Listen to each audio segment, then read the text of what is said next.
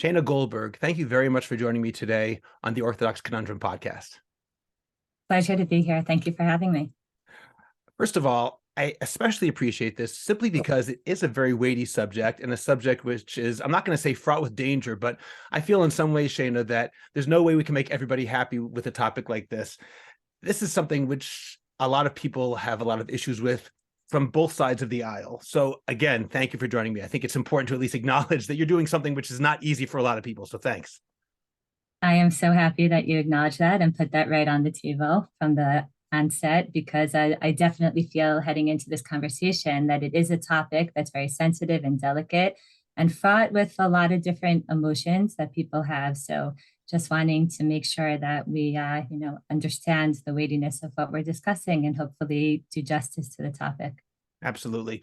And I want to emphasize that this episode of the podcast will really be confronting the issue from both sides, two contrasting ways, both from an educational perspective, discussing how we can strengthen a sense of tzniut, and from the opposite approach, from the perspective of people who find it stifling, challenging, and offensive. So let's open up with a question just about the concept of tzniut, Shayna, because many people assume that a conversation like this, conversation about tzniut education, is necessarily a conversation that's directed to girls and women. I know that people do give lip service and say tzniut applies to men, also it applies to boys, but let's be honest, I think frankly, lip service is about all that it gets. I don't think it really goes on beyond that. Certainly when I've been in yeshivot, both as a student and as an educator, it's not something we discuss in any extensive way. So do you think that this assumption or parts of this assumption are valid, that people really don't treat it with enough weightiness for men? And should this premise be challenged and say, we really do need to involve men and boys in this conversation more? Absolutely.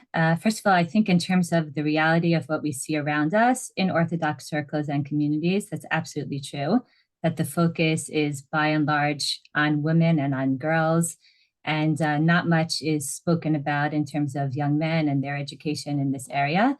And I think part of why I'm so happy that we're doing this podcast, and part of what I'd like to see in our community, is an effort to really shift the conversation and the way that it's discussed. And when I think about that, the first thing that I think about is that when we think about the word tzniut and its origins, we know that it comes back to a pasuk in Micha, where the phrase is "V'hatznei alecha im Elokecha," that you should walk modestly with God. And there, it's definitely not speaking only to women. It's a pasuk that's referring to men and women, and it's also not speaking about dress. And I think before we get to the the little tiny minor details about tzniut that people tend to focus on more, in attempt to kind of understand on a broader level what's going on in this pasuk and what is it trying to tell us, is really helpful in shifting the conversation. So when I think about the pasuk, to walk modestly with your God, I think about what does it mean when we use the word modest? Right? Like that's a word that we use in modern English or in modern Hebrew, Tzanua, like we'll say, oh, that family, they live in a modest home. Or that guy, he's really like a modest guy. And what are people trying to get at when they say that? And I think what they mean, it's some kind of attempt to allow deeper internal things to be apparent and to be part of the focus, instead of letting only the external means draw attention. So I am not trying to say that the external doesn't matter. The external is so important. I don't want to deny it. I don't want to cover it up, but I want to find a way to integrate the internal and the external. So for example, if somebody says that family lives in a modest home, that doesn't mean that they don't have really nice furniture, maybe even expensive artwork on the walls. But when I walk into their home, I don't see, wow, in my face, that artwork glaring at me or that furniture screaming at me. I see it in the context of the feeling and the atmosphere in the home that gives me some kind of integrated picture. Same thing if I say, oh, that guy is a modest guy. It doesn't mean that he may not get up in front of a room and give a shir or even lead some kind of chant if he's in Madrich and Bnei Akiva, but I see all of those external parts of him as something that's integrated with who he is and his whole character. And then when we move that into tzniut when it comes to clothing, I'd like to say that with regard to clothing, also what we're looking for is that somebody's entire personhood, not just their external physical body, will be the focus. And can we find as a community boundaries or standards of dress that help people feel that they're not being covered up, or that their physical body doesn't matter, that they're going to deny that they are physical human beings, but at the same time, that their body isn't going to be where the story ends. It's going to be where the story begins. And this is a concept that I think applies equally to women and to men, and it is something that should be discussed in every yeshiva, also with young men. And, if I could add just also one more point, because sometimes people hear this, especially students, and they say to me, okay, we buy it. Tzniut is about having some kinds of integrated experience and not just the external. So then why is there so much focus on our clothing and our bodies, on external things? And I think there we have to just speak really practical. Like, first of all, we live in a physical world. The first thing that people see about you is your physical self, including your clothing. And that means that through our clothing, we have an opportunity to give people a taste of who we are, meaning at the very least, our fashion senses, or what mood we're in. Am I on the way to a wedding? What community do I see myself a part of? I once heard a quote that I love, that clothing doesn't so much cover the body as expose the soul. That clothing is there because if you just saw an undressed, completely revealed body, so you'd only see female, you'd have no way to know who I am.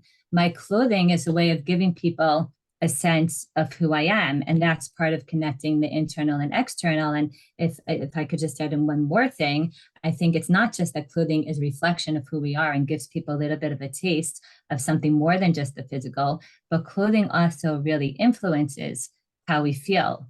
So, when I'm dressed up, I remember having my kids and being in the hospital, and you're in the hospital gown and you feel like, almost like an invalid. And then you're like, I'm really okay. And you put on your own clothing or some makeup or something, and all of a sudden you feel different. Or, some people that I know, they need to study in their like sweats and, feel really relaxed because that's how they study well. Whereas other people need to be dressed in order to be productive and study. And I think about all the ways that clothing influences us. Also, here in Israel, two of us live in Israel. A chayal could get on the bus in madim, in his uniform. He doesn't even have neshek. He doesn't have any weapon on him. But just seeing that chayal in uniform, you kind of feel everybody feel more secure on the bus. And so too, we know, going to a wedding and the way that clothing influences the atmosphere, or Shabbat clothing. So I would like to just, begin this conversation by saying that if we could even just start by talking about clothing in general and speaking about how men and women think about external things like clothing, that would already be a big, I think, game changer in how we as a community have this conversation.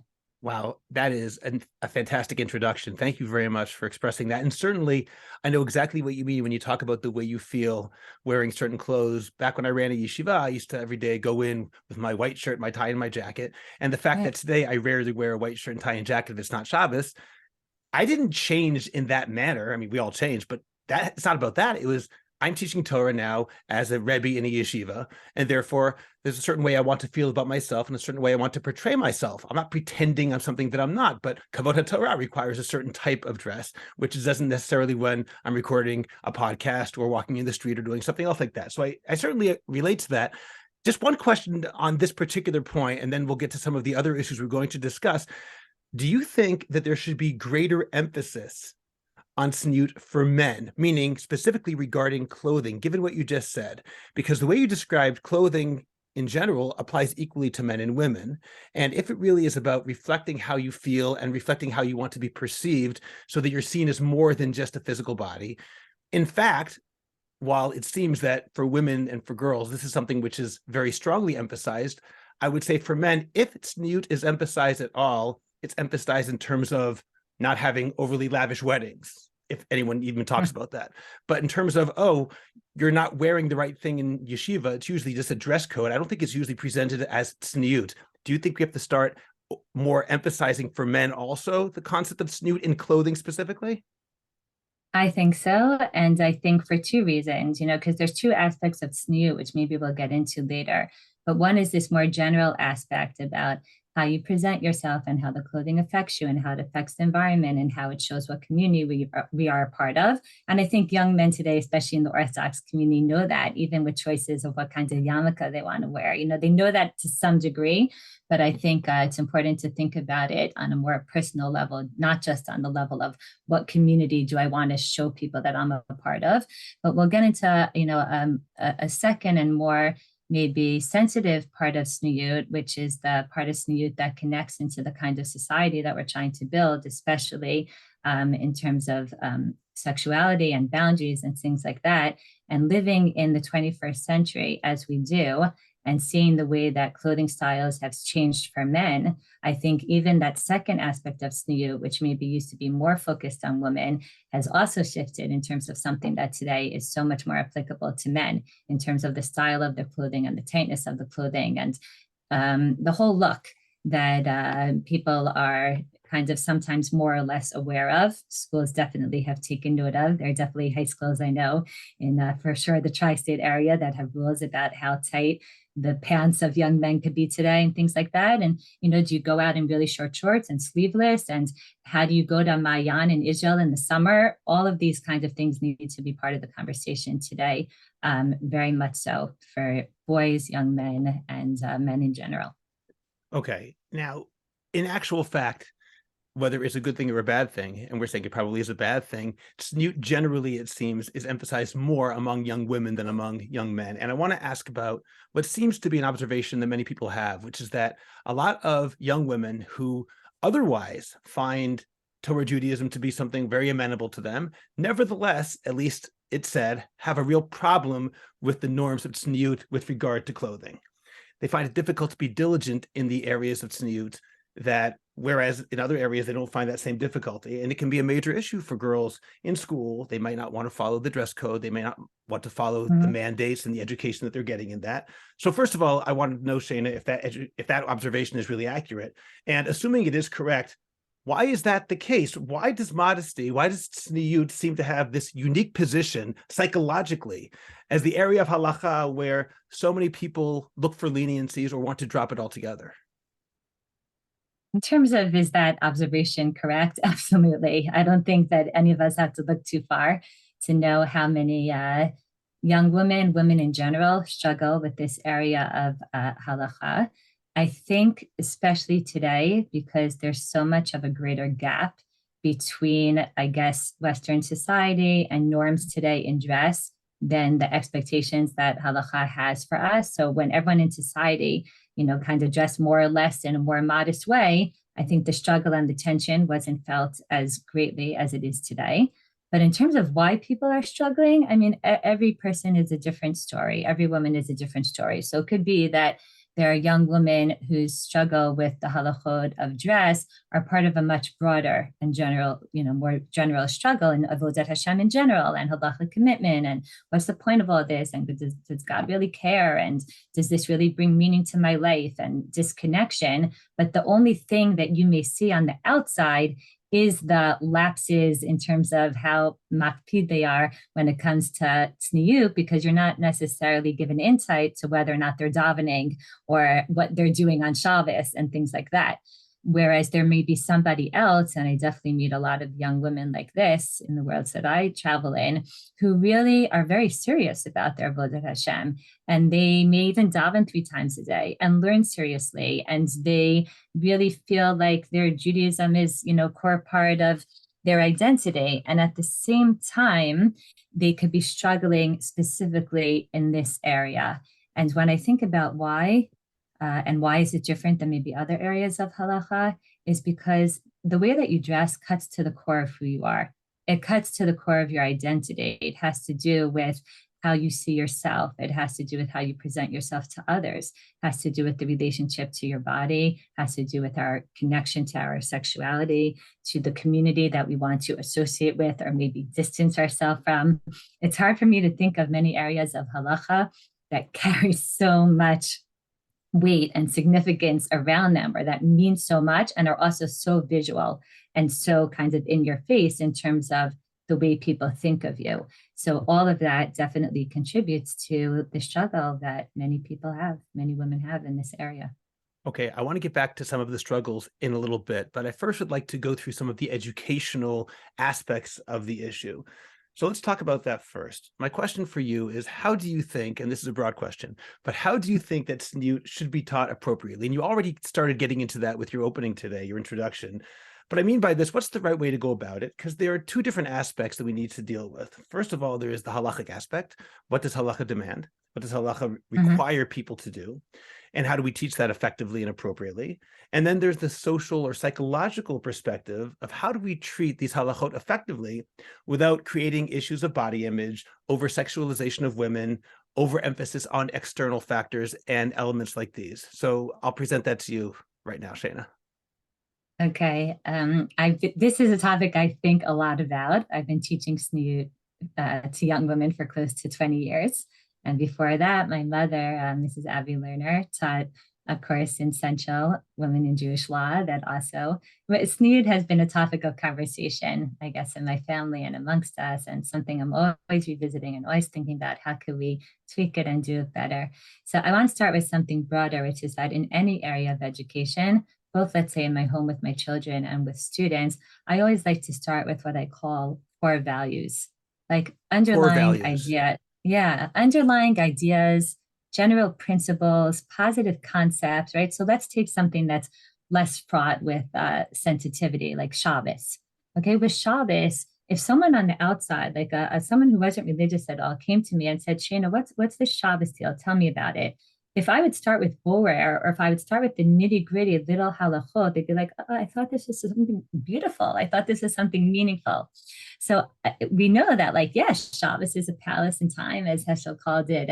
But yeah, when it comes down to it, you need to build that feeling by having a very detailed system. The same way any system of law, by the way, has its ekronot and its major principles, and then comes down to the bitzua, the expression. How do you actually make that system work and function? Or no different than a board game, that has like some, or a basketball game, like there's some big things, and then there's some little nitty gritty rules that could have been that way, but that's part of the system. So when it comes to dress and when it comes to tzniut, I like to always start with, again, I touched on this a little bit already, but like the many roles that clothing plays. Again, I don't know if you've heard of a website called Drachaha, which is a website about women and mitzvot that I'm involved in, and I definitely would want to, the listeners to know about. But when we worked on the articles of tzniut there, it was really, really important to us that we started with like the different functions of clothing, and especially as you see them even through our own sources, like clothing as being something that protects us from the elements, clothing as being something that also is a way of feeling beautiful, clothing as a way of self-expression. Like when Reuven comes back to the bor and he finds that Yosef isn't there, he tears his clothing because he's in mourning. Or when Esther needs to feel like she's going to walk into Achashverosh and she needs that confidence, so she puts on the big day malchut, right? Or clothing as the way that it influences other people or connects us to community. I find it really hard to talk about the little details before you kind of have buy-in or people understand the underlying concepts. And that is something I always tell my students. I would get up and give a lecture like that to any audience, including not religious Jews, including non-Jews, because non-Jews also have to think about these concepts of dress and how they want to present themselves to the world, and what kind of message do they want to send, and how does their clothing influence them, and how do, what do they identify with? My husband's an emergency room doctor. And I remember when he started his residency in New York Hospital, Queens, a few weeks in, he had a class that was 6 women and 4 men. And a few weeks in, the head of the department, who was a woman herself, sent a message to all of the residents that you guys aren't in medical school anymore, you're doctors. And she said, women cannot come to the ER with pigtails. And you can't come, any of you, with shirts that have like words across the front of them. Your patients need to feel that you take yourself seriously. Now, why does it matter? Someone graduated from University of Pennsylvania, she has pigtails or she doesn't have pigtails. That doesn't really affect how she is as a doctor. But these are questions that all people, because we live in a physical universe, need to really encounter and to think about and to process. And it's frustrating sometimes that that's our reality. And I'll also say to my students, like, yes, it's frustrating that we're not in Gan Eden. In Gan Eden, there was no split between the physical and the spiritual. That's why they didn't need clothing, because Adam could look at Chava and not just see physical body, but see Chava and all of her character traits. And therefore, they didn't need to have clothing, because today, again, we put on clothing to help people get past just the external and be able to connect with something more, which, by the way, this isn't our topic now, but I think that's why in marriage, we're able to return to that. When you have such a deep appreciation of who the other person is, the clothing is no longer necessary, because you don't just see them as a body. But I'll put that aside for now. That all is, I think, the first part of Tzniut, and I spend a lot of time when I'm teaching Tzniut on that aspect. Even also like through the halachot of tefillah and through the halachot of how a Talmid Chacham has to dress if he takes himself seriously, like you said before. And only after, once I feel that that's in place, do I move on to the second aspect, which the second aspect is what I call, how do we create a society of men and women who can respect each other and value each other as individuals and as people, and not objectify each other. And here, there's clearly differences in the halacha between what the halacha expects of men and women, not because women carry all of the responsibility, but because there's some real differences. And here we see that the halacha has parts of it that are like objective and true for all time, parts of it that are going to depend on context and where you find yourself in the community that you live in, and parts of it that honestly come down to what may feel like random choices, why this line and not that line. But in the end, if you don't have a concrete expression of something and something's just pie in the sky, like left in the air, then a system doesn't usually hold up that way. And here, I spend a lot of time on the sources, but I'm very honest with my students in a way that I really feel like today in the 21st century, you're almost not allowed to be, which is talking about that men and women are both responsible for the functioning of the world and a healthy society, but there are differences between them. And those differences, which you're almost not allowed to acknowledge in the world that we live in anymore, affect the halacha. Like I see Chazal as being brilliant in terms of what they understood to be the challenges that men and women face. So, just in a few sentences, I'll say that we see in the halacha that much more of an onus is placed on men in terms of how they perceive the world, what they look at, where they go, what we call shmirat einayim, the way that they think about things, herhurim, and things like that. Whereas much more of an onus is placed on women in terms of how they present themselves. Now, this wasn't like a eeny, meeny, miny, mo, we'll give men that and we'll give that. It's because I think Chazal understood that maybe the struggle with men is more about how they look at things and perceive things, meaning they don't maybe struggle as much in how they present themselves. Not that today that is becoming more and more of a struggle, as I said before, but my mother would always love to bring the example of like, take the Oscars, the Academy Awards. So much talk about how every woman there is dressed and how she comes and, and who's wearing it better. Whereas my mother would always say, you could take any man that's sitting there, pluck him out of the audience, put him down at a Haredi wedding, and like he's set to go. Why is that? Why is that? It's because I think men don't struggle as much with how they present themselves, whereas women do struggle more with how they present themselves. And therefore, the halacha is going to place more onus on women in terms of the type of clothing they wear and how tight it is and how revealing it is and things like that. Now, it doesn't mean that either gender is exempt from, also women have to think about how they look at the world and how they perceive it. And today with women, issues of pornography and things like that are more of an issue. We're seeing more of a conflation, I think, in today's generation. And men also have to think about how they present themselves. But when it comes to the halachic guidelines, I think there's a reason that the focus is different for men and women. And I think when you're able to talk honestly to students and respect them and be open with them and not beat around the bush and not be scared of like, oh no, if I say the wrong thing, they're going to be turned off from religion. I think most thinking young people, they can appreciate, respect, and understand these concepts that I'm talking about. So first of all, Shayna, I appreciate what you just said. It was actually my next question about how we teach these halachot, what's halacha, what's minhag, what's societal, what's psychological. I want to get back to that in just a moment. I also related to what you talked about with your husband in the hospital. I know that my wife and I, about 2 months ago, we had to take our son to a local emergency medical place, whatever it was, here in Beit Shemesh, and he had fainted. He's okay, but he had fainted, and we had to go there. And we were really upset because the doctor, we didn't know who he was because he wasn't dressed like a doctor. We had to sort of figure out, who is he, a doctor, or is he because he was dressed the same way as everybody else.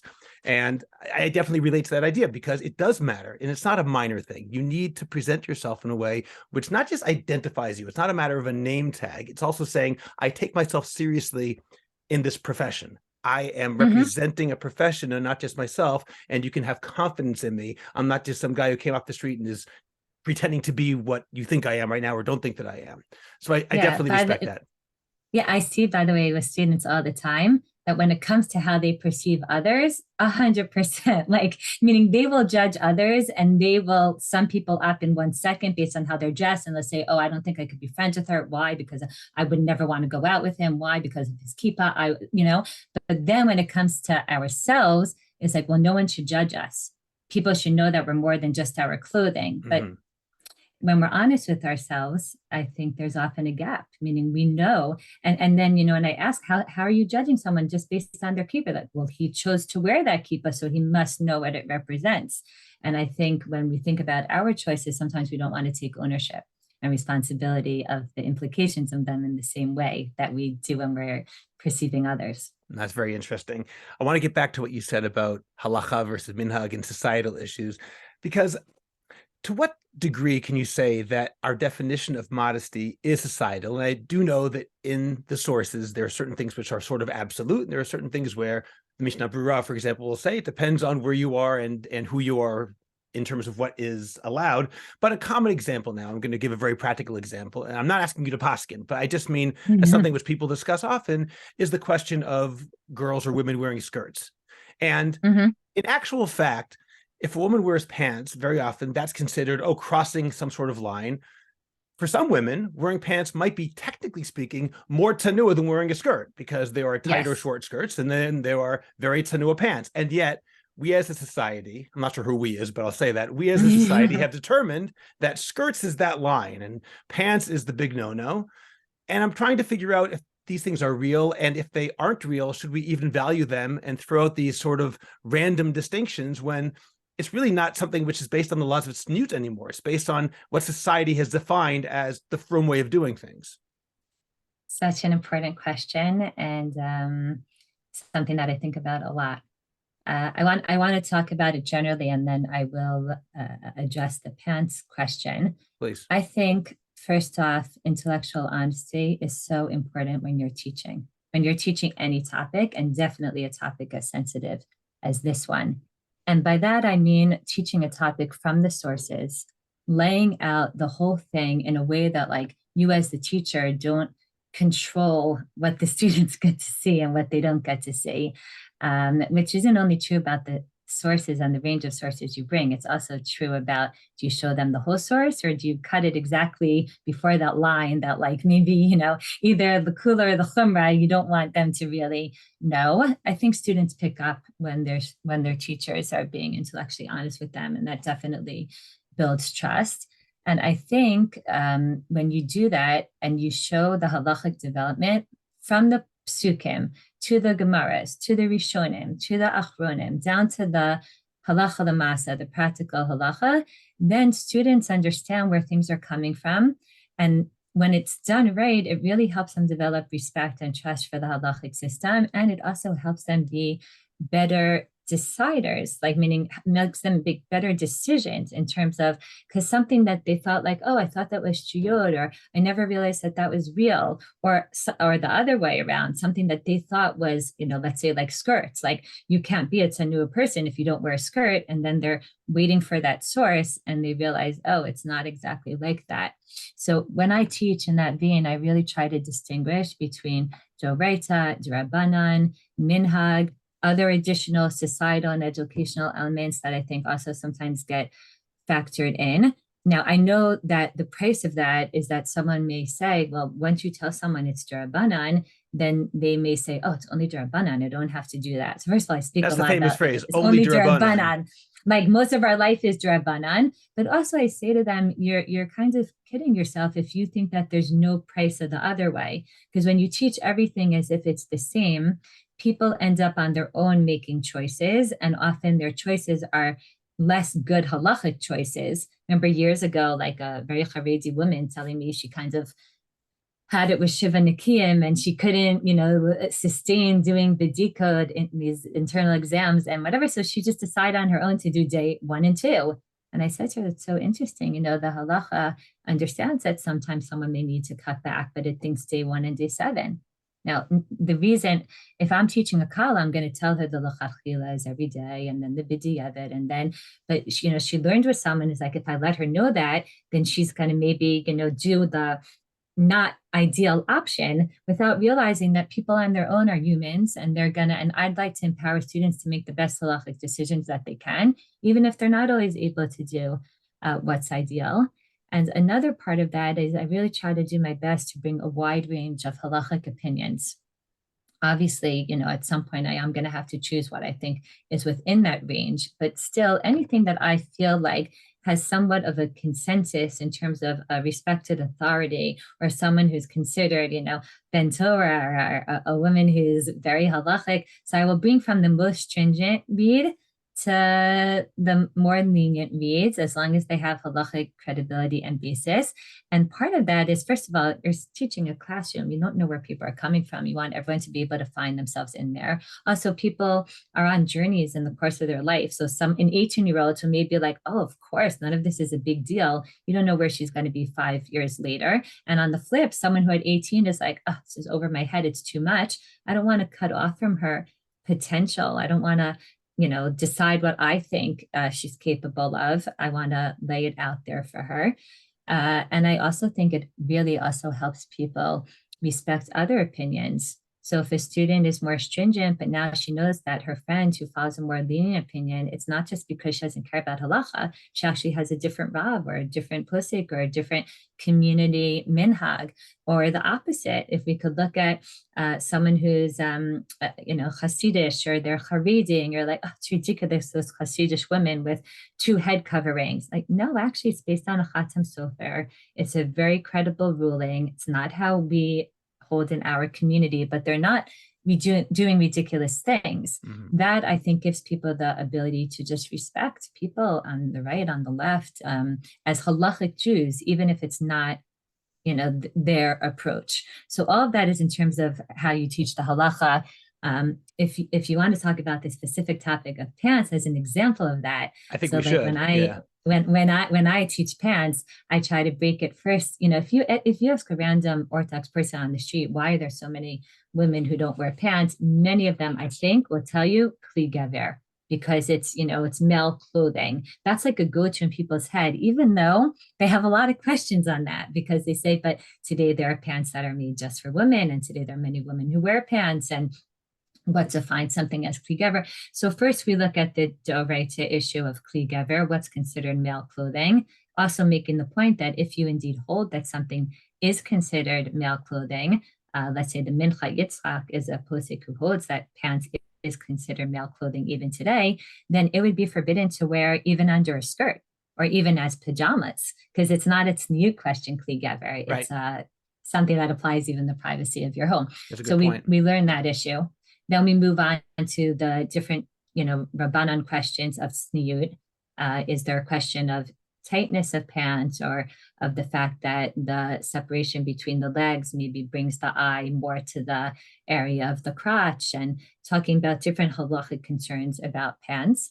And after we, examine that, and then we say, well, maybe there are pants that those wouldn't be issues about because they're looser pants, or because you're wearing a longer shirt, like more of a tunic.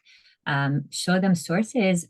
Rav Ovadia Yosef, Rav Nachum Rabinovich from Ma'ale Adumim, Rav J. David Bleich from Yeshiva University, Rav B'nai Stav, who wrote a great book on Tzniut that came out a couple of years ago. I show them sources who really are honest and say that there is such a thing as halachically acceptable pants.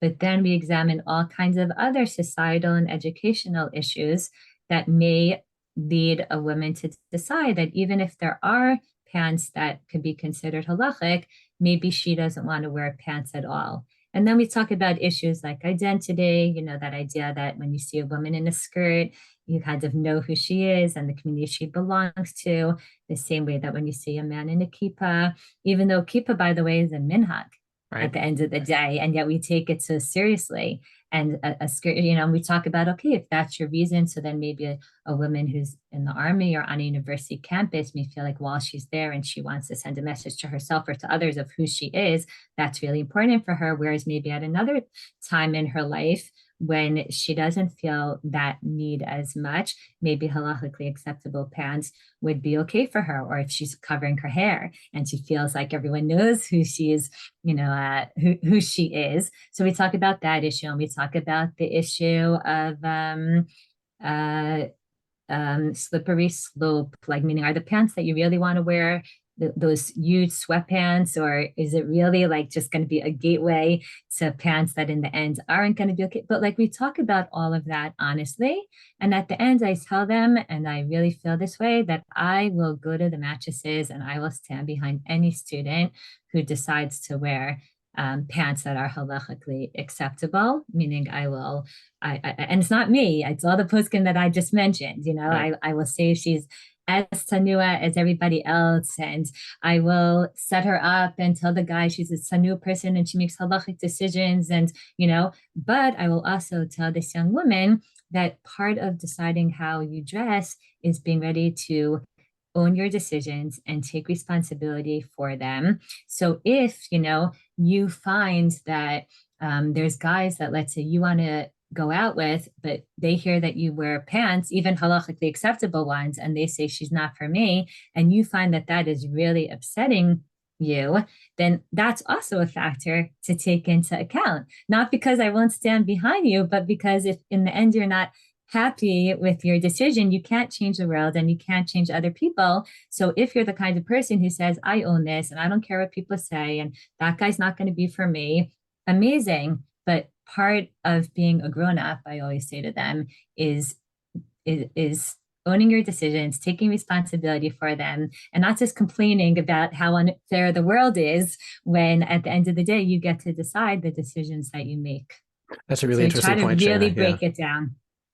Yeah, I hear that. I think in a lot of ways, from what you're saying, and I've thought about it this way as well, that wearing skirts in some ways is kind of like the color of your kippah, or perhaps if you wear a black hat or if you wear a jacket in davening, which you might not wear a hat and jacket in davening because you feel that halachically it's not required. That's fine. But if you want to go out with somebody in the Haredi world, they may still say that tells you something about who they are and how they identify. In addition to the Tzniut issue, in addition to the Kli Gever issue, there's also a societal and social implication in terms of how you're presenting yourself, in terms of who you are and how you want people to perceive you, which gets back to really your point from the very beginning. Yes, but I also think we still also need to be honest with ourselves that most of the, many of the pants that young women would like to wear today, and I'll include myself in that.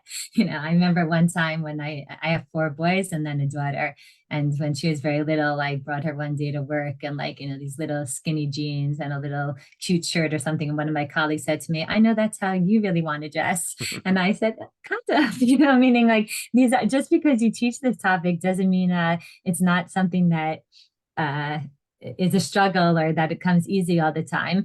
But I think that with skirts, I don't think it's random. Like, I don't think that it's the same as like, a velvet kippah versus a kippah sruga, or like that there's no inherent meaning, there. So the kippah sruga became associated with a certain hashkafa and the velvet kippah became associated, but there's no actual inherent meaning in the knitted kippah versus the velvet.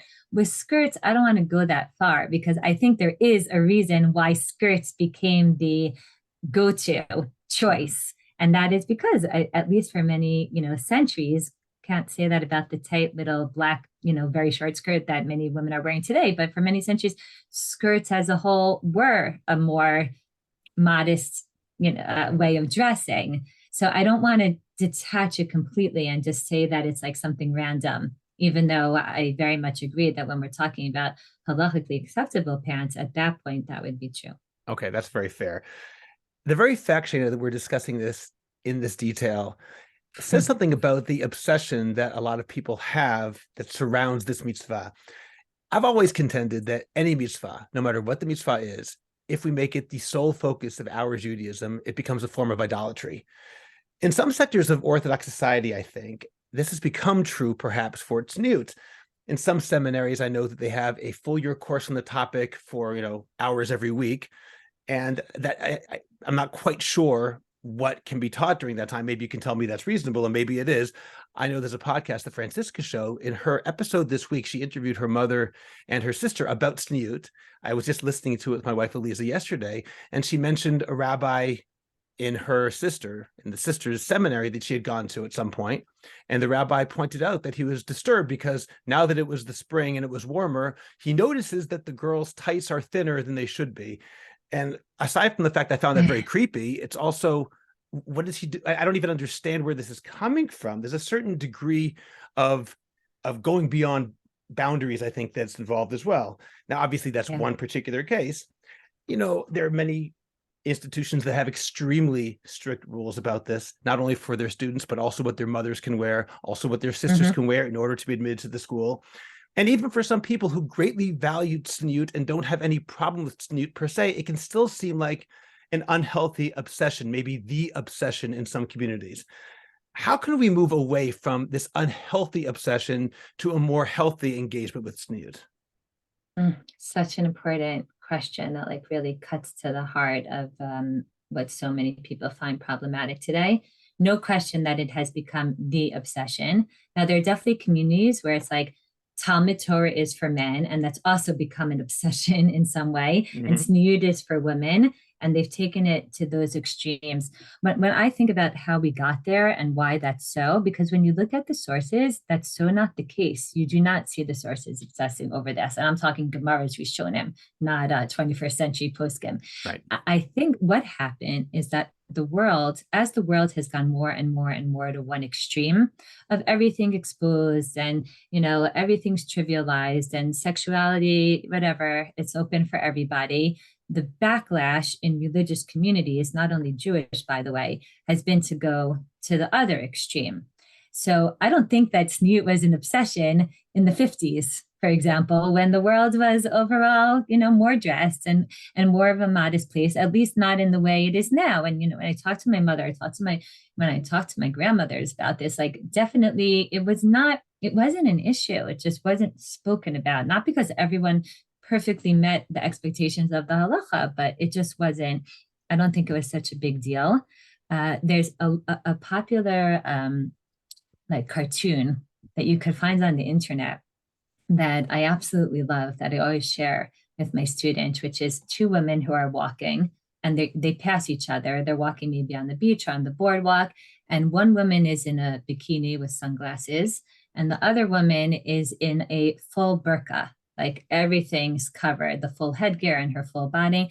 And the woman in the bikini looks at the woman in the burqa, and you see the bubble of what she's thinking. And she's thinking, everything's covered but her eyes. What a cruel male-dominated culture. And the woman in the burqa is looking at the woman in the bikini, and she's thinking, nothing's covered but her eyes. What a cruel male-dominated culture. And I tell my students that I think this cartoon is so amazing because there's really truth to both extremes. Meaning fashion, and our young women don't realize this, is often run and controlled by male designers. And that shouldn't dictate how women, and especially young women today, dress. And that's become one extreme. And on the other extreme, we shouldn't have people telling us that everything should be totally covered and that your body should be hidden and that you should be just a neshama. And, I could take off that it ends up with people feeling shame and guilt and nervousness around their body. What I hope that we could aim for as a community is some kind of honest and healthy balance that doesn't obsess over this, but also doesn't pretend that it's a non-issue. Meaning, sometimes people try to claim that the halachot of Tzniut, they're what's responsible for sexualizing women. Because halacha, addresses this topic, they're objectifying women and they're sexualizing women. And I kind of want to say, back to those people, really? Come on. Like, the world is a sexual place. It's built in. It's wonderful. It's amazing. It's something that could be very positive, but it's also something that is complicated and that has to be nuanced. And the laws of Tzniut are coming to guide us in a world by helping us find a healthy way to integrate that sexuality and function, best within that reality. The problem today is that in our modern generation, the religious world has taken it to the other extreme. And when you take it to the other extreme, then it indeed does end up objectifying and sexualizing women just from the opposite place. So if we could bring it back, I always like to go back. When I start the course, I say to them, I know this is impossible, what I'm about to ask you, because I know everyone's coming in with experiences and baggage, and you can't come in like a clean place. But I'm asking you, as much as possible, if you could kind of try to come with a fresh perspective to the sources and look at the Gemaras and Rishonim and judge them by themselves without all the baggage and other things that you know about, and then see what you think Chazal were trying to say. Because when you look at the sources through that perspective, you see that both the ideas, the concepts, and even the specific guidelines are way more balanced than the religious worlds around us, the way that they speak about it in our time. All right. Well, Shayna, that's a really good way to transition from educational issues into some specific challenges, the way the world looks at it, perhaps also within the Orthodox world too. And in preparation for our conversation, I spoke to some friends of mine who raised a number of important and sometimes troubling points. So I'd like to hear your reaction to some of them. Is that okay? Sure. So I'm going to present a comment that I heard here. This comment is that women in Western civilization are dealing with being at war with their bodies and feeling comfortable with their bodies. Appearances are so overemphasized at the same time that women are asked to de-emphasize their femininity and sexuality. In the Torah world in particular, people are told, or women are told, to cover up and hide everything. And at the same time, and I learned about this in an earlier episode about shidduchim a few years ago, the first question that's often asked by a guy is, what does she look like? How heavy is she? So this contradiction can create a toxic dynamic between caring about appearance and feeling a need to cover everything up. Basically, we're saying this is a breeding ground for shame. And in other words, women are told to downplay sexuality. At the same time, they're emphasized that they have to cover everything up, and therefore that sexualizes them at the exact same time. And I'll give a related comment, which is that the emphasis on tzniut contributes to an over-healthy over-sexualization of women in religious society, probably what my co-host on Intimate Judaism, Tali Rosenbaum, has called the Madonna-whore dichotomy. So that's a lot, but I'm presenting that to you as one challenge. I've got some more, but I'd like to hear what you say about that first one. All of the points that you just raised are indeed very, very upsetting, and we need to be very aware of them. We need to be very aware of them first and foremost as parents, raising young men and raising young women. We need to be very aware of them as educators, as female educators and as male educators. And I think, I know for myself, like in my own life or with my daughter, with my students, I'm always, again, trying to find that right, very fine balance between embracing our bodies, embracing our sexuality, rejoicing in them, not feeling embarrassed of our bodies or even of the fact that we're sexual beings and that we feel different things. And really, and talking a lot about that, wanting people to feel good and not feel, and thinking that it's like healthy, to obviously walk around in your home or in pajamas that are different than how you walk around in the street, and feeling comfortable. And if you have an all girls pool party or an all female chof nifrad, a separate beach, the fact that a lot of times you go today and people are fully covered, like, I think that's part of what growing up, I mean, as Tzanua as we were, never felt disconnected from my body or ashamed of it or whatever, because like there were a lot of places where I didn't walk around the way that I walked around the street. I felt very comfortable with that, and learn to embrace that and feel good about that, and yet striving to balance that with women also understanding, that they don't have to put their body on display either. Meaning, on the one hand, we don't want them to feel like they have to cover their body or hide it or feel embarrassed of it. On the other hand, we also don't want their body to be the way in which they draw attention, or we don't want them to have to feel pressure to dress a certain way. So let's say even after you deal with the questions of Tzniut. I remember when I taught in all girls high school back in America. So we had a day that we all went to a water park, and there was a lot of conversation amongst the female staff. Should there be any guidelines for how students should come there? And what we decided is that as a school, we said that nobody could come in a bikini, not because of the tzniut issues of halacha, but because with young women, you're always dealing with these fine lines between a healthy acceptance of their body and at the same time, not wanting to make it all about the body. And we didn't want girls to start feeling like, oh, only those really skinny girls feel comfortable coming in bikinis and others in a full bathing suit, whereas others want to come in a t-shirt over their bathing suit and shorts. And I mean, people who are involved in education of young women are always revisiting these topics and discussing them. So I think, first of all, awareness, and not like poo-pooing it and saying, oh yeah, shame, whatever, what are they talking about? These issues are real. And we know there's many women today that struggle with eating disorders or struggle with feeling of disconnection from their body, or for sure as they move on and start dating and get engaged, sometimes the disconnection that they feel from sexuality, or years of being told that that's something that they're not supposed to think about, whereas for men it's more natural and kind of can't really disconnect. Even if you wanted to, you could feel shame and guilt, but I don't know if you could disconnect. Women could actually disconnect and not even be aware of themselves. So looking for some middle ground. I just feel like today, I was thinking about this now as an afterthought. Today, I think sometimes because we're so much more aware and conscious of shame and things like that, I see sometimes schools erring in the other direction, where I see so many high schools today afraid to talk about tzniut at all, afraid to raise it because we don't want to upset anyone, we don't want to insult anyone, we don't want anybody to be embarrassed of their body. And that I don't think does good either, because young women today are surrounded by these issues, and you have to deal with them with integrity, with sensitivity, with respect, in mature ways. But ignoring it, I don't think is helpful for them either. That raises a lot of other issues, Shayna, especially when you talk about mixing up religion and the possibility of shame. One element that actually relates directly to that somebody mentioned to me is that, yes, Tzniut is designed to try to balance that war that women might have. I'm speaking about women's Tzniut right now, the desire to look good with the desire at the same time to cover up, the avoiding over-sexualization with at the same time not trying to deny who you are. Someone mentioned to me, yeah, but those rules were made by men for women.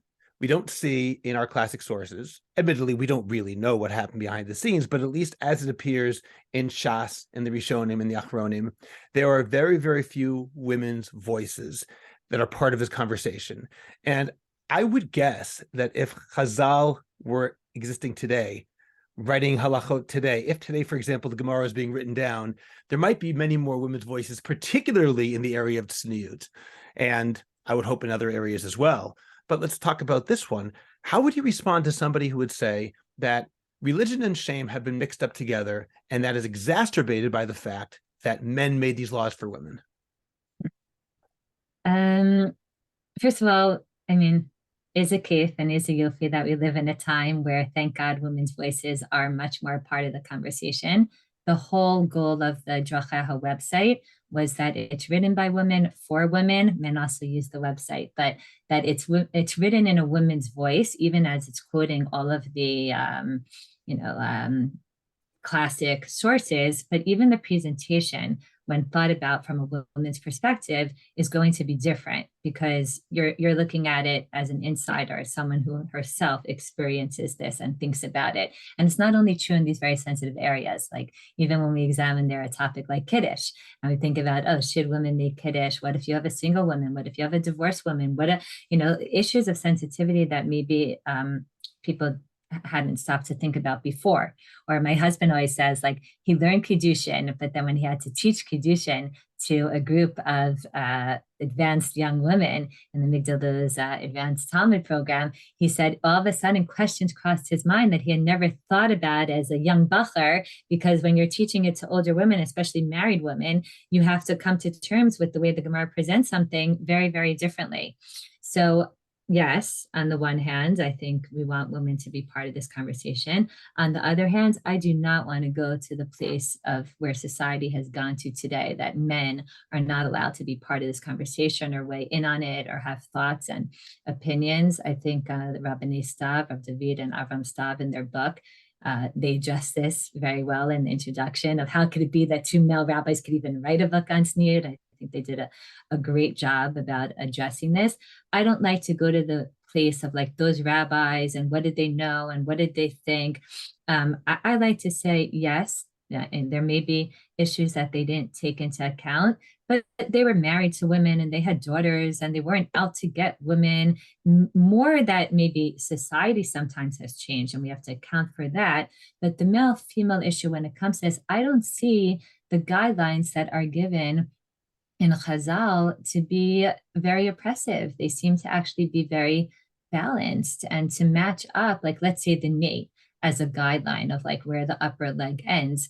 You see that in modern day that, you know, many politicians, Queen Elizabeth, like meaning they're people who are professional, a lawyer who's presenting a case in a courtroom on their own, people who aren't Jewish, religious, oftentimes come to not always exactly the expectations of halacha, but often similar, meaning this didn't they didn't just choose randomly. I think there was a lot of logic and reasoning that went into it. So I think when people try to dismiss things only because, the rabbis were part of it, I find that upsetting. I also think that if you look at the actual Mikarut, most of the halacha is actually placed on the men, meaning the main Gemara in Brachot that talks about Tzniut and Erva is talking about men's responsibility in terms of what they could see and not see. My students are always shocked that there's no halachot Tzniut l'nashim in the Shulchan Aruch. If you want to find anything about dress in the Shulchan Aruch and the Mishnah Berurah, you have to go to Hilchot Kriyat Shema and derive from there what the implications are for women. So that to me is huge, meaning as opposed to today's conversation, which is all about women and their responsibility and they need to cover up so that they don't bring down the men. When you look back at the original sources, that's not at all where the conversation was at. The conversation was much more in terms of men and their responsibility, and you don't see any explicit sources really in terms of erva about this is what a woman has to do or this is what she has to cover, which gets me, this really pressing all my buttons, but I really have a very big problem when Tzniut is motivated for women from the place of lifnei iver lo titin michshol, that women are somehow a potential stumbling block for men in terms of hirhurim, inappropriate thoughts, or inappropriate arousal. It's not that you don't see that in the halacha, and I'll bring it. Rav Avad Yosef mentions it and others, but it's not something that goes back to our earliest sources. And I think that even if there's an element of that may be true, and we have to be honest about it, that definitely should not be the motivation. Men should not be the motivation for women's Tzniut. It's dangerous in terms of women coming to see themselves as something bad. I once had a student years ago who told me I had noticed that she didn't really take too much care in how she dressed, but in a way that felt extreme. And one time we sat down to talk, I didn't know what was on her mind, and she started saying how she feels guilty when she leaves her house in any dress or outfit that she feels good in. Why? Because she had been raised to think that she's going to bring down men. So anytime that she feels good, that must equal that somehow that's going to be problematic for men. And over years of this, she had kind of integrated this perspective of like she has to wear clothing that she doesn't feel good in, and that makes her feel ugly because otherwise she's not doing her responsibility. So there's that issue. there's also the issue that we've seen around us, which is that when you emphasize this too much, it definitely leads people to begin erasing women from pictures or even their names. You'll get an invitation from Horea Kala, Rav so-and-so Varayato, Right. because we wouldn't want someone to think about his wife's name, because then they may come to think about her. And if you really look at women as problematic in that way, and also part of it that's less discussed is that it turns men into something, turns men into these animals that are only thinking about this all the time. That's not good for the men, obviously. It's not good for the woman either, who wants to marry an animal and who wants to raise a little cute animal. So I think coming back to the gap between our original sources and the conversation of today, I say, yes, men were involved in the original framing of the halacha, but actually the way that they originally framed the halacha actually is very, very balanced. It may be men of today or communities of today that have changed the conversation, but when we go back to the original sources, most of the chiyuv when it comes to erva and things like that are actually on men. Doesn't mean women don't have part of that. Kedoshim tiyu v'asiter sharvato b'nei Hashem, and thinking not wearing clothing that is explicitly not Jewish in terms of its trends and its exposure, but it's not the same level as the responsibility that we see placed on the male part of society. Okay, so in other words, thinking of Tzniut as a way of helping men avoid their worst impulses is something which should be de-emphasized. It appears in the sources, but it should not be our main focus. Is that a fair statement? Yes, and it does not appear in most of our central original sources. Okay. From what, at least from the study that I have done. And even if it's true, and we could acknowledge it, I don't want to deny that aspect of it, it certainly should not be the motivator. I don't get up in the morning and say, how could I dress in a way that will protect those men around me? Those poor miskinim, men who can't control themselves. And but I do get up in the morning and I say, how could I dress in a way that will help people see me, as something that is an integrated person, that has a body and a soul, that has external and internal. I'm aware of the realities of, of sexuality and of men and women and of differences, but the motivator isn't what's good for men. It's what's good for me in the context of that bigger picture. Okay, that leads to my next challenge that somebody mentioned to me. These people would say that the laws of Tzniut underplay, as you just said, the importance and the significance of clothing in a person's self-identification, a person's self-definition, a person's self-expression. Now, of course, we do know that Jewish law does include and is primarily about setting limits. There are certain things in Lota says that you can't do. Hard to escape that.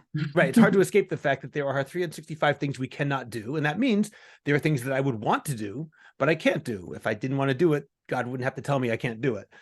But at the same time, some people would argue, and I have heard this, that there's a difference between limits about what you do and limits that are at odds, go against your very sense of self. And there are times that Tzniut says not only that you have to dress a certain way, but you can't dress in a way that expresses what you feel about yourself.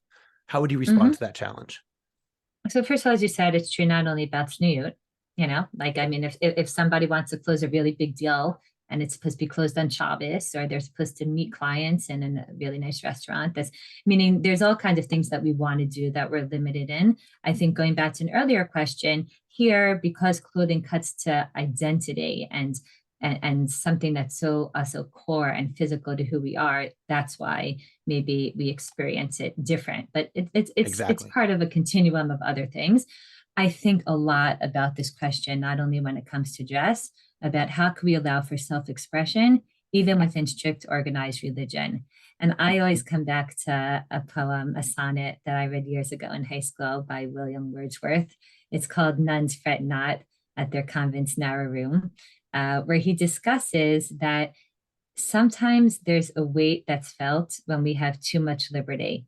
And it's a brilliant sonnet where he describes how, while some people may feel limited by the rules of a sonnet because it's 14 lines and has a certain, rhyme scheme, that he finds solace in the structure that writing a sonnet kind of gives him, because then within those parameters and within those guidelines, he could express himself. I think that's the kind of education we're looking for ideally when it comes to halacha, to say, yes, we have parameters. Yes, we have guidelines.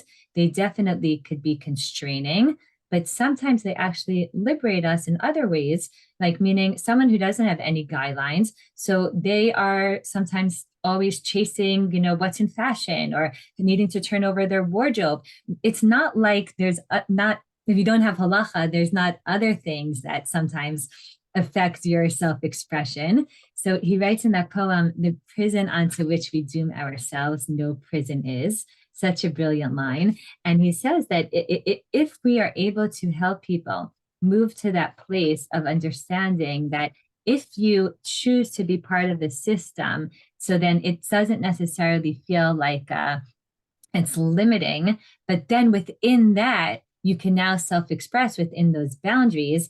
I think that's what we're looking for. Now, part of this, especially with young people, is making them understand that when they feel like they're self-expressing, they're also oftentimes being constrained. I remember being a teacher again back in high school in America, had to proctor test. You weren't allowed to take anything in as a proctor, not a book, so you had to sit there for an hour and a half sometimes, entertaining yourself, not able to do anything. So I would like, oh, how many women here are wearing the same Uggs? How many students are wearing the same skirt? How many students? And, like to say that there's a huge amount of self-expression in our Orthodox community today, even beyond Tzniut, they're just responding to other constraints. So I think what we're trying, to do is to say, yes, halacha gives guidelines. There will be a point where, like, if you want to wear those skinny jeans and like that's how you want to express, that's going to be, it may not be able to happen the same way that you can't sign that deal on Shabbos. But let's think about all the ways that you could self-express within the parameters that we're given. Years ago, I remember reading an article called Pants Revolution. It's online, so I feel comfortable saying this. But Pants the author Revolution? spoke of, yes, and she spoke about how, she was ready to not conform and she wanted to be her own person. And she texted all her friends that she was done wearing skirts, that she was wearing pants. She's an individual. She makes choices for herself. Okay, and then a few paragraphs later, she writes that now that I, was wearing jeans, I felt like every other American. That's what Americans do. They wear jeans. And I was just like, wow, like a few paragraphs later, and no awareness of, so do you want to conform? Do you not want to conform? Do you want to be an individual? Do you not want to conform to halacha, but you just wanted to conform to something else? Mm-hmm. But kind of having that conversation and helping students realize, yes, to some degree, at some point, we're all going to conform to something. Can you choose halacha as the prison onto which we doom ourselves? No prison is, and feel comfortable with that. The same way, not so different than when a parent sends a little kid to their room and says, go up to your room, you need some space, or you need some space from you. And the kid feels like, I'm in prison now. Whereas a teenager runs up to their room, slams the door and says, nobody come in here. The prison onto which we doom ourselves, no prison is. Can we present halacha in a way that students can buy into it and feel excited about it and positive about it and still find their freedom within that system?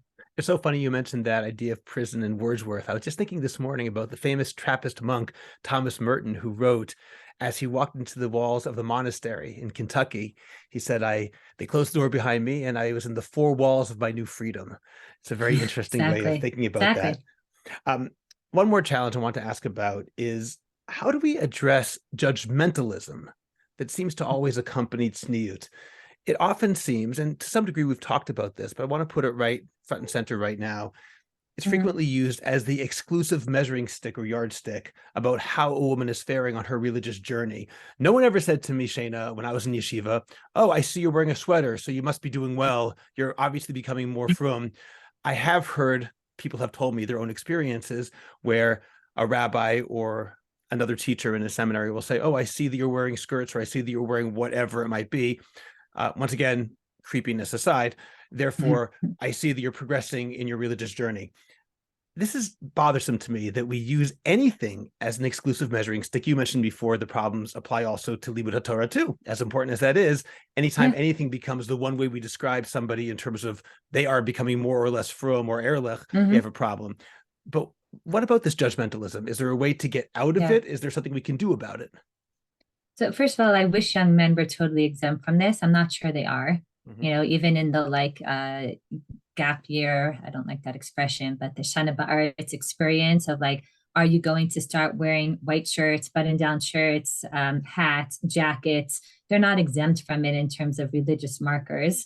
I don't think it's halachic or carries the same weight, but I think they also contend with it. Just want to be fair to them on that point. I think young men with them also sometimes feel like I'm being judged by the fact that I wear striped shirts or colored shirts or t-shirts or jeans. You know, jeans is a big one there also. Okay, fair enough. It's really, really hard and unfortunate. It isn't fair. Like, you know, let's just put that out there. It is not fair that a young woman or any woman who davens and learns and works on her midot is not thought of as from or serious because she doesn't meet all the halachic standards of Tzniut, where somebody who, you know, is maybe not careful about any of those things is able to kind of put on a skirt or maybe even a headband in her hair, if I want to be cynical, and be tagged as religiously committed, because it's a lot easier to change the way you dress than it is to change a midah or to really work on yourself or become very serious about your religious observance. So what I want to say to this, and where I think we could also maybe work on changing the conversation, is that I don't want religious life to be thought of as all or nothing. People are complex and complicated and mix of a lot of different things. The more we as a community, as parents, as educators, make it all or nothing, the more children and young adults feel like either I'm in or I'm out. So if I'm already out, I'm already thought of as not from because I don't only wear skirts. So then what's the point of being Shomer Negia, or what's the point of davening, or what's the point of working on my mido? Because no matter what I do, I'm not ever going to be considered the from girl, the dosit, so that's not really what we want. I always like to say that we're not aiming for 100% consistency, because to be in a process of growth means that you're like kind of think that you want to move ahead in something, but you're not there yet. So what, because you're not there yet, if a young woman comes to complain, she's like, it really bothers me that this other girl, she's not consistent. She only wears skirts, but she's not shomer negia. So I'm like, so what? So she shouldn't be shomer, she shouldn't wear only, what are you, she's either everything or she's nothing. Yeah. I would like to encourage people that the world is a complex place and that you could be a really religious person and spiritual person even as you're still working on something. I'd even like to encourage people that you could be a really modest person even if you're not meeting all the exact standards and expectations of halacha. There's so many people I know out there who care about modesty and who think about it and who don't just wear anything, even though they're not necessarily halachic to the T. And someone else will say, well, then they're not modest. No, I don't think so. I think they're modest, but they're not necessarily halachic. On the flip side, we have people who check off all the halachic lines in the sense of all the things they think are supposed to be covered are covered, but they certainly don't exude modesty, what we like to call the hot chani look. Just the whole look that they give off is not, and I like to tell people like, Ashar gam v'gam, we could strive to also be modest and also be halachic. And yet I don't want to ever make it an all or nothing kind of thing. If a student comes to me and she's like, my family spends the whole summer on the beach, and until now, I go in my bikini and I'm contemplating if I should move from a bikini to a bathing suit. Both she and I know that to be on a mixed beach in a bathing suit isn't necessarily what we would call Tzanua or halachic. And yet is that step forward for her something significant? Would I want to invalidate that by telling her it's all or nothing? Absolutely not. So moving more to that place of complexity, which isn't in vogue today. People like things simple and black and white and all or nothing. But I think moving to that place of complexity is a huge part of this. And at the same time, I don't want to send the message that dress is not important, that it's insignificant. I do want people, young men and women, to say, yes, you shouldn't be judged based on your dress, but that doesn't mean that you don't have to take responsibility for how you dress, or that you don't have to be thoughtful about the decisions that you make and the implications of them. And I think that, balance of how do I want to present myself? And at the same time, I don't want to judge others. When we look at other people, we do our best not to judge others, to see the whole person.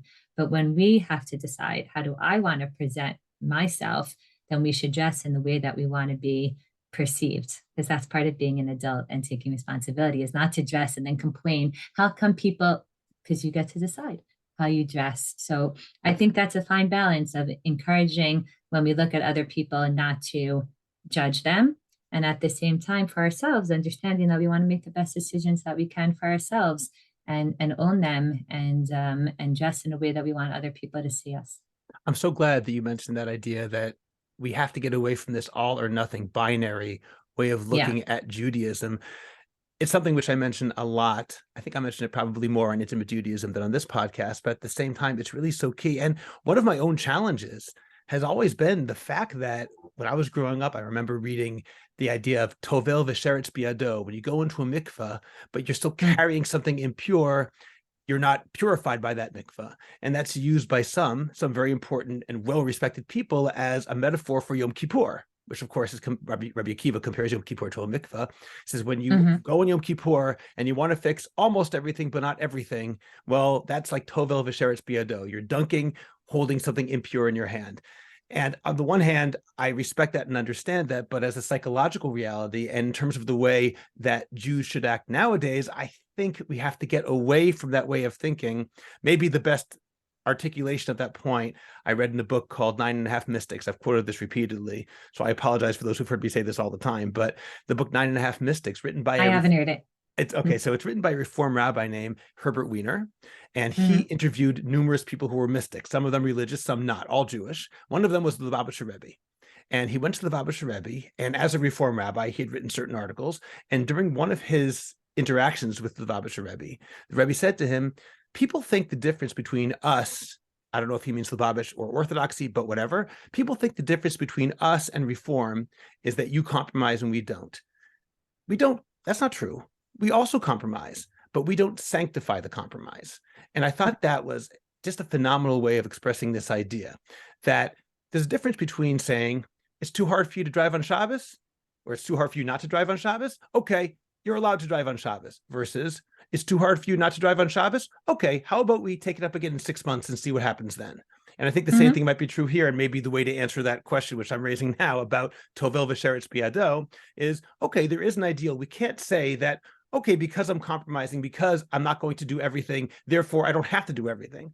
There's a difference between saying, I'm going to do my best now, and this is what I can do, and respecting myself and other people for our choices, while at the same time not pretending that certain mitzvot don't exist anymore. That's at least how I deal with that particular problem. I was going to say, in essence, the same thing.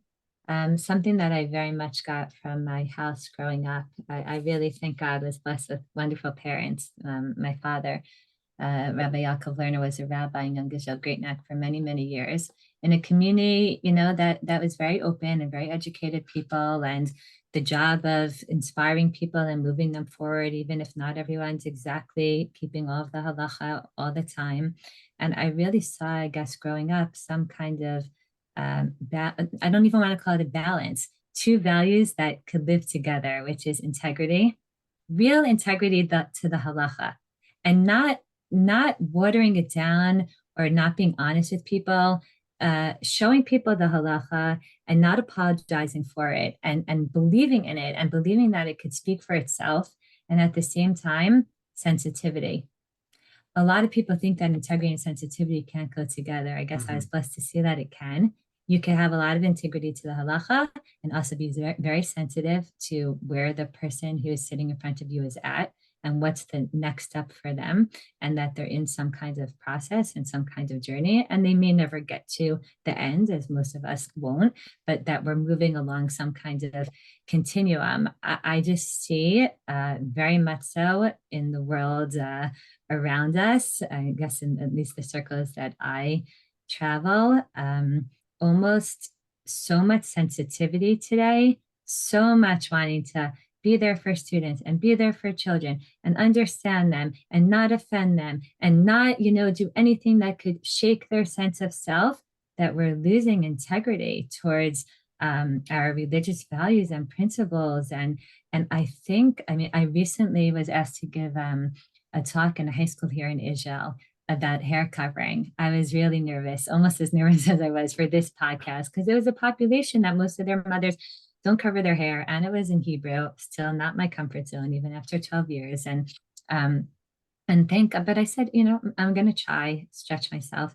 And afterwards, and it was an hour and a half, and the students were very engaged and involved. And afterwards, the teacher, as she walked out, said, I think they were engaged and involved because you spoke to them with respect and you were honest and you were real and you didn't try to water it down. And people respect people that have respect for themselves and for the things that are important to them. They may not do it in the end, or they may not agree, but I think that is so huge here. And I thank my parents for that, because I know that it's possible. I saw it as a living example of I could sit with you and I could cry with you and I could be in your struggle, and neither of us could say that this is halachic, but at the same time, you know who I am and what I stand for, and I'm not going to shy away from saying it as it is. And I have to tell you that I have seen wonderful things come from this, in all different ways. Even Kalut. I remember a Kal I taught years ago who was already living with her chatan, and I was thinking, should I teach her all of the halachot? What are the chances? They're already, fully together now. But I said to her, listen, I'm going to tell you everything that the halacha has to say. Obviously, don't throw out the baby with the bathwater. These are the most important things. These are other things. These are other things. But I just want you to know, because you may hear about it or whatever, and life is long.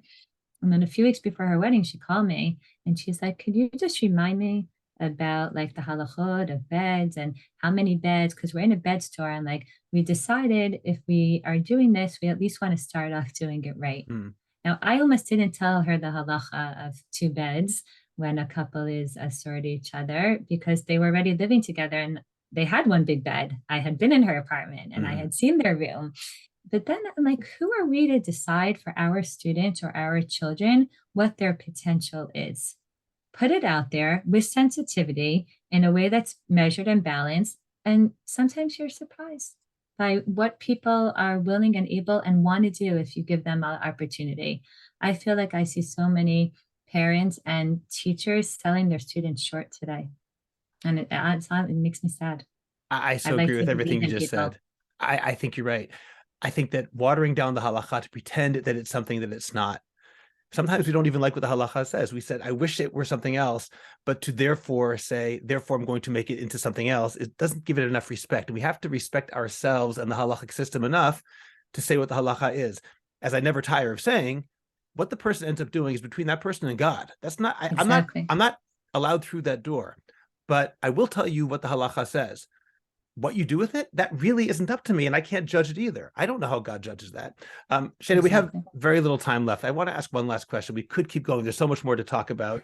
If we had time, I'd ask you about weddings and all sorts of other places where Tzniut comes in, but that would take us, I think, too far afield. So just as a final question, sort of bringing the educational challenges and the challenges themselves home into a single question, how do you think schools and all of us should balance the desire for a dress code, a desire for certain standards in our communities, and the attempt to avoid resentment?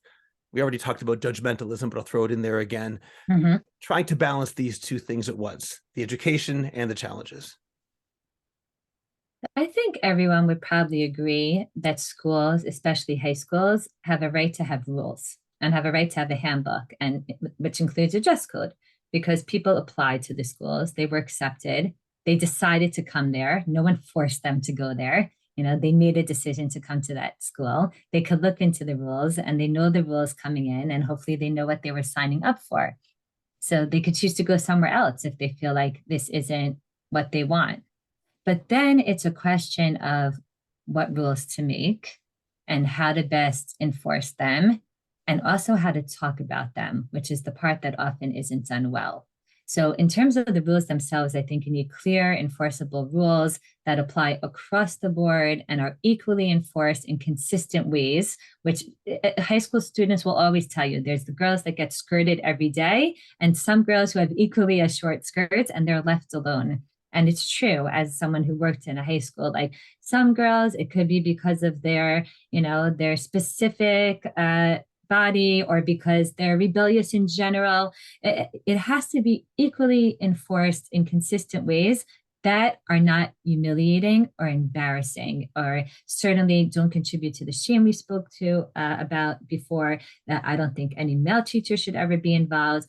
I'm a big fan of what I see a bunch of schools in the New York, New Jersey area have moved into, which is that I know there are schools where they don't say anything. If they see a student who's violating the dress code, they send them an email that's private between the administration and them that says, you were noticed to be violating the dress code. They don't even say in what way or how or whatever.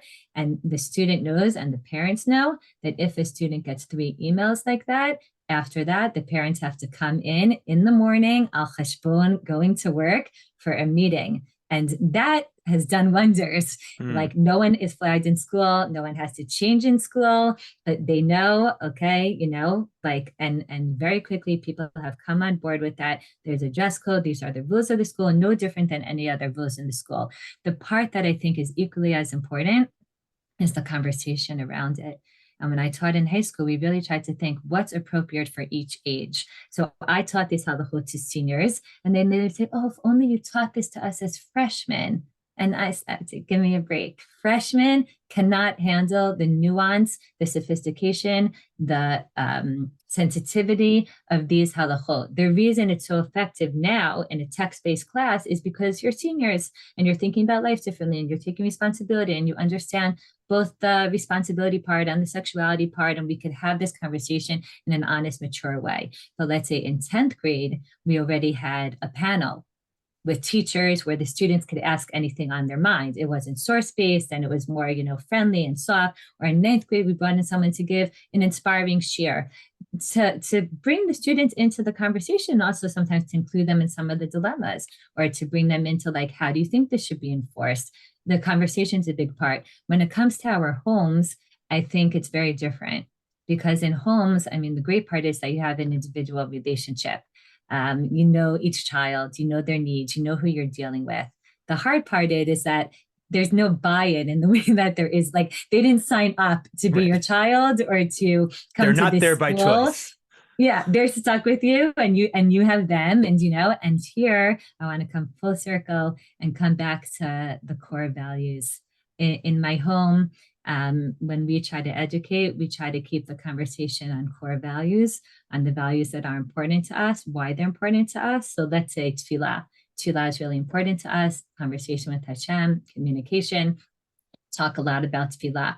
A core value has to have a minimum expression, because otherwise, what is it if it doesn't have any kind of way of coming into a concrete existence? So in my house, for example, with tefillah, it was everyone has to, let's say Shabbos, you have to daven before you come to the table. That's what we do in this house. We daven. Davening is important to us.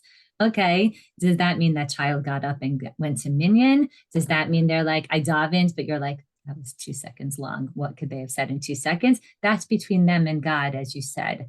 But in my house, I try to keep it as core values with some basic standards that are non-negotiable, but a lot of flexibility then built in with how this child is going to express this core value in their life, which, by the way, I think is something true, not only for children, for all of us. I think I talk about this also a lot with my students, that sometimes people, instead of a core value, they tie on to an expression of a value. So if I would say a value is a connection to Medinat Yisrael, to Eretz Yisrael, but they made the value aliyah, and now for some reason they can't make aliyah at the end of their Shana Ba'aretz, and they're like, oh no, what does this mean? It's like, no, the value is connection to Israel. Think about how you are going to bring that value to expression at every stage in your life. It could be visiting Israel, it could be advocating for Israel, it could be staying in touch with people in Israel, it could be following the news in Israel. And same thing, tefillah for some people at some point may mean 3 tefillot a day in a minyan, and at other points it means but just because we go through different stages in life and challenges or easier times doesn't mean we have to let go of a core value, but the expression of that value is probably going to change over time. And to build in that flexibility from the beginning is something that I have found to be helpful. Okay, Shayna, one last thing. You mentioned the Dracheha website. Could you give the web address for that? Yes, it's www.dracheha.org or womenandmitzvot.org. You could get to it either way.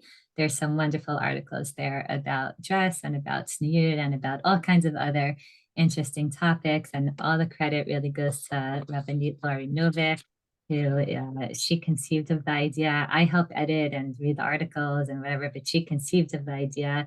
And all of the articles then go through Rav Ezra Bick, who's one of the Ramim in Yeshivat Har Tzion and a real halachic authority. But what the articles try to do there also is along the lines of what I just said, lay out the whole picture, give you all the opinions, help people get a sense of the issue and find themselves in that halachic spectrum and figure out at least what's their next step in their growth process.